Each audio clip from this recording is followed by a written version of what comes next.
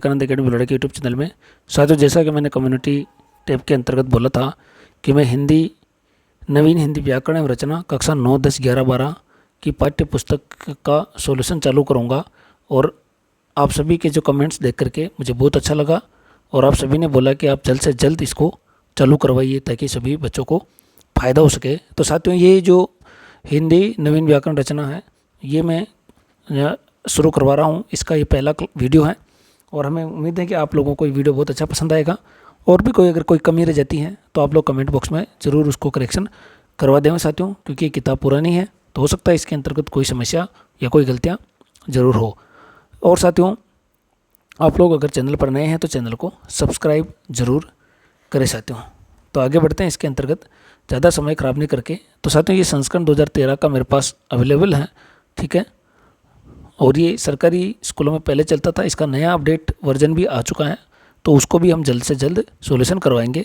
ये अपना सिलेबस विषय सूची है साथियों, भाषा व्याकरण शब्द विचार, ठीक है। ये आप लोग देख सकते हैं इसके अंतर्गत टोटल 16 हैं और इसके बाद पत्र लेखन वगैरह है।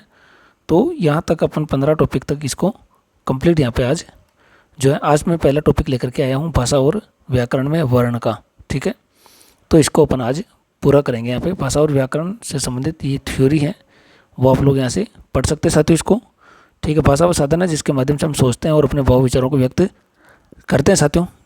वर्ण विचार साथियों, ये जो सीरीज़ है ये सभी रीट के लिए और आने वाले सभी प्रतियोगी परीक्षाओं में हिंदी से प्रश्न पूछे जाते हैं। चपरासी भर्ती और जो भी अन्य सभी भर्तियाँ आ रही हैं, फर्स्ट ग्रेड सेकंड ग्रेड, तो उनमें सब में हिंदी विषय इतने महत्वपूर्ण प्रश्न सब्जेक्ट हैं, इसके प्रश्न पूछे यहाँ पे जाते हैं। तो आप लोग इसको अच्छे से पढ़ें। किसी भाषा के व्याकरण ग्रंथ में 3 तत्वों की विशेष आवश्यक रूप से चर्चा विवेचना की जाती है: वर्ण, शब्द, वाक्य। हिंदी विश्व की सभी भाषाओं में सर्वाधिक वैज्ञानिक भाषा है। हिंदी में 44 वर्ण हैं जिन्हें 2 भागों में बांटा जा सकता है, स्वर और व्यंजन साथियों। स्वर क्या है इसके बारे में यहाँ पे आप लोग देख सकते हैं। ऐसी ध्वनियाँ जिनका उच्चारण करने में अन्य किसी ध्वनि की सहायता की आवश्यकता नहीं होती उन्हें स्वर कहते हैं। स्वर कितने होते हैं साथियों? स्वर 11 होते हैं और ए, आ, ई, उ, ए, ऐ, ओ, औ और रि से ऋषि होता है। इन्हें 2 भागों में बांटा जा सकता है, ह्रस्व स्वर और दीर्घ स्वर। ह्रस्व यानी साथियों छोटा होता है, अल्प भी इनको बोल सकते हैं साथियों। यहाँ पे जिन स्वरों के उच्चारण में अपेक्षाकृत कम समय लगे उन्हें ह्रस्व स्वर कहते हैं। जिन स्वरों को बोलने में अधिक समय लगे उन्हें दीर्घ स्वर कहते हैं। इन्हें मात्रा द्वारा भी दर्शाया जाता है। ये 2 स्वरों को मिलाकर बनते हैं, अतः इन्हें संयुक्त स्वर भी कहा जाता है। आ, ई, उ, ए, ऐ, ओ, औ दीर्घ स्वर हैं। स्वरों के मात्रा रूप इस प्रकार साथियों, ए में कोई मात्रा नहीं होती है, आ की मात्रा, ये सब आप लोग देख सकते हैं मात्रा वगैरह, ये छोटे क्लासों में अपन वैसे ही सिखाते हैं। व्यंजन जो ध्वनियाँ स्वरों की सहायता से बोली जाती हैं उन्हें व्यंजन कहते हैं। जब हम क बोलते हैं तब इसमें क और ए मिला होता है, स्वर मिला होता है। इस प्रकार हर व्यंजन स्वर की सहायता से ही बोला जाता है। इन्हें 5 वर्गों स्पर्श, अंतस्थ, ऊष्म व्यंजनों में बांटा जा सकता है। क वर्ग में क, ख, ग, घ, च, ट, त, प, क, च, ट, त, प में बांट सकते हैं। अंतस्थ के अंदर य, ल, व, ऊष्म में स, है। कभी कभार साथियों प्रश्न ऐसा पहुंच जाता है अंतस्थ में कितने वर्ण हैं तो 4 हैं, ऊष्म में कितने हैं तो 4 है साथियों, और इसके स्पर्श व्यंजन पहुंच ले तो 25 हैं। संयुक्त अक्षर इसके अतिरिक्त हिंदी में यहाँ पे देख सकते हैं आप लोग 4 संयुक्त व्यंजन भी हैं। इसमें 3 लिखा हुआ है तो यहाँ पे थोड़ा सा आप लोग करेक्शन कर लें।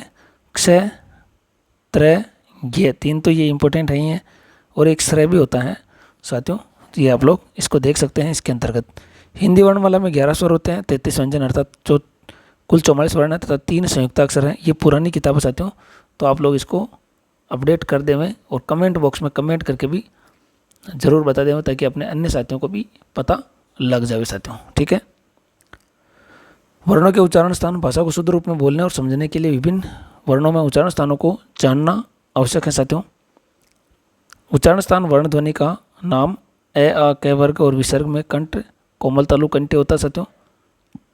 इसी प्रकार ई वाला जो होता है तालु, रेट जो मुर्दा वो मूर्धन्य होता है। लृ दंत लृत वर्ग स्लैश है, उ, ओष्ठ, और ये वाला नासिका से ए, आई कंठ तालु, ओ, औ कंठ ओष्ठ, व दंतोष्ठ होता है साथियों, और इनके नाम आप लोग इसको देख सकते हैं। अनुनासिक ध्वनियों के उच्चारण में वर्ण विशेष का उच्चारण स्थान के साथ साथ नासिक का भी योग रहता है, तो अनुनासिक वर्णों का विचारण स्थान उस वर्ग का उच्चारण स्थान और नासिका होगा। जैसे अम में कंठ और नासिका दोनों का उपयोग होता है, अतः इसका उच्चारण स्थान कंठ नासिक होगा। उच्चारण की दृष्टि से व्यंजनों को 8 भागों में बांटा जा सकता है साथियों। स्पर्शी व्यंजन, जिन व्यंजनों के उच्चारण में फेफड़ों से छोड़ी जाने वाली हवा वाग्यंत्र के किसी अवयव का स्पर्श करती है और फिर बाहर निकलती है, व्यंजन स्पर्शी कहलाते हैं। ठीक है, ये 16 होते हैं। इसके साथ ही संघर्षी होते हैं। इसके अंदर साथियों स्पर्शी में क ख ग घ ट ठ ड ढ 4 ये होते हैं, त थ द द प फ भ होते हैं। संघर्षी में जिन व्यंजनों के उच्चारण में 2 उच्चारण अवयव इतनी निकटता पर आ जाते हैं कि बीच का मार्ग छोटा हो जाता है, तो वायु उनसे घर्षण करती हुई निकलती हैं, ऐसे संघर्षी व्यंजन है स है ख ज प, यानी टोटल 7 साथियों। इनकी आप लोग जरूर संख्या याद रखें। और स्पर्श संघर्षी, जिन व्यंजनों के उच्चारण में स्पर्श का समय अपेक्षाकृत अधिक होता है और उच्चारण के बाद वाला भाग संघर्षी हो जाता है, वे स्पर्श संघर्षी कहलाते हैं। छ छ झ और ज ये आप लोग इसमें देख सकते हैं साथियों। नासिक के जिनके उच्चारण में हवा का प्रमुख अंश नाक से निकलता है, जैसे ग ये न मैं। पार्श्विक, जिसके उच्चारण में जीवा का अगला भाग मसूड़े को छूता है और वायु पार्श्व आसपास से निकल पार्श्विक कहलाते हैं, जैसे ल। प्रकंपित, जिन व्यंजनों के उच्चारण में जीवा को 2-3 बार कंपन करना पड़ता है, वे प्रकंपित कहलाते हैं, जैसे र। उत्तक्षिप्त, जिनके उच्चारण में जीवा की नोक झटके से नीचे गिरती है, तो वह उत्तक्षिप्त यानी फेंका हुआ ध्वनि कहलाता है, ड और ढ। संघर्षहीन, जिन ध्वनियों में जो उच्चारण में हवा बिना किसी संघर्ष के बाहर निकल जाती है, संघर्षहीन ध्वनियाँ कहलाती हैं, जैसे यह वह। इनके उच्चारण में स्वरों में मिलता जुलता प्रयत्न करना पड़ता है, इसलिए इन्हें अर्धस्वर भी कहते हैं साथियों। तो साथियों ये आप लोग आगे इसमें देख सकते हैं। इसके अतिरिक्त स्वर तंत्रियों की स्थिति और कंपन के आधार पर वर्गों को घोष और अघोष श्रेणी में भी बांटा जा सकता है। घोष का अर्थ होता है नाद या गूंज। जिन वर्णों का उच्चारण करते समय गूंज स्वर तंत्र में कंपन होती है, उन्हें घोष वर्ण कहते हैं साथियों। घोष वर्ण कहते हैं। इनकी कुल संख्या साथियों 30 इसमें दे रखा है, आप इसको यहाँ पे थोड़ा सा अपडेट कर लें। 31 अघोष, इन वर्णों के उच्चारण में, और आप लोग अगर कमेंट बॉक्स में कमेंट करके बताएं साथियों कि घोष की जो संख्या है वो कितनी होती है, 30 होती है या 31। इसमें आप लोग देख सकते हैं जिन वर्णों का उच्चारण करते समय ये होता है 3 वर्ण तथा ये लवा को घोष वर्ण कहते हैं साथियों। सभी वर्गों के अंतिम 3 वर्ण, तो आप लोग इसके जोड़ यहाँ पे सकते हैं साथियों।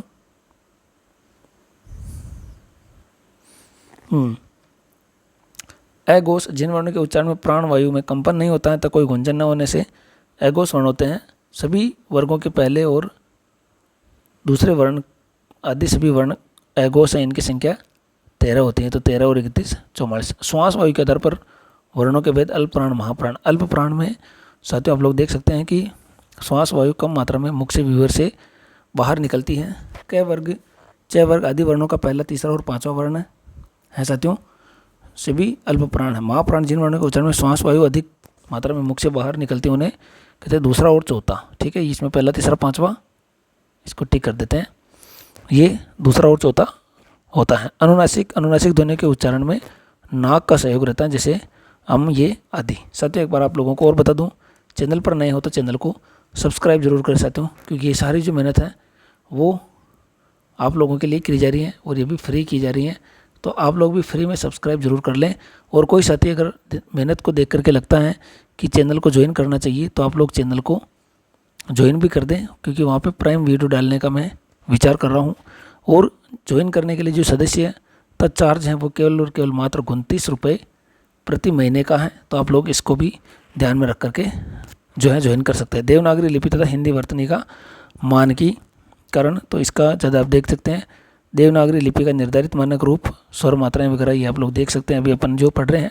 संयुक्त व्यंजन, क्षेत्रज्ञ, हल चिन्ह, संयुक्त वर्ण, विभक्ति चिन्ह। विभक्ति चिन्ह आप लोग देख सकते हैं यहाँ पे, सर्वनाम के साथ 2 विभक्ति चिन्हों में ये विभक्ति चिन्ह बोलते हैं इसको। क्रियापद, संयोजक चिन्ह,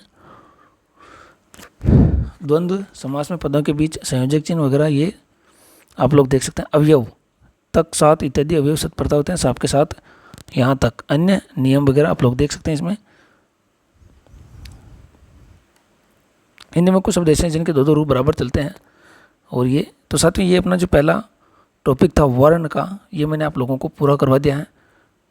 अब साथियों उम्मीद करता हूँ आपको ये वीडियो अच्छा लगा होगा और आप लोग कमेंट करके बताएं कि आपको कैसा लगा, क्या कमी रही इस वीडियो में, और कोई कमी रह गई है, कोई गलती रह गई हो तो आप लोग कमेंट बॉक्स में कमेंट कर दें। तो ये पहला जो चैप्टर था अपना वर्ण का, हिंदी व्याकरण और रचना से संबंधित, इस टॉपिक का क्लियर हो गया है। रेट वगैरह सभी दफ्तर परीक्षाओं के लिए ये आप लोग जरूर देख करके चाहिए साथियों। चैनल पर नए हैं तो चैनल को सब्सक्राइब जरूर करें।